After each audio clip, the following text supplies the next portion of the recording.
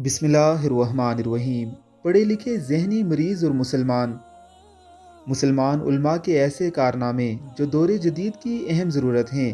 खुराक महफूज रखने का तरीका मालूम करने वाले सबसे पहले इमाम, आलिम और तबीब अबू मरवान अब्दुल मालिक बिन ज़हर अल अशबेली हैं, जिनका इंतकाल 557 हिजरी में हुआ। वो सबसे पहले पोलियो का इलाज दरियाफ्त करने वाले इंसान भी हैं।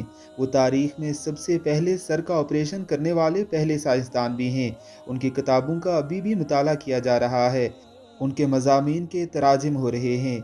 यूरोपी उनसे मुस्तफ़ीद हो रहे हैं और तरक्की कर रहे हैं। ये सिर्फ़ एक मुसलमान आलम दीन की इजादात हैं। इनके सिवा सैकड़ों उलमा के हज़ारों कारनामे हैं, जिन्होंने इंसानों को पत्थर के दौर से निकाल कर जिद्दत फराहम की।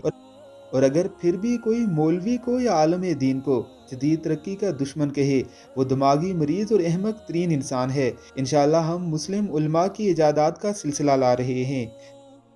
मज़ीद अच्छी वीडियोज़ के लिए हमारे चैनल को ज़रूर सब्सक्राइब कीजिए।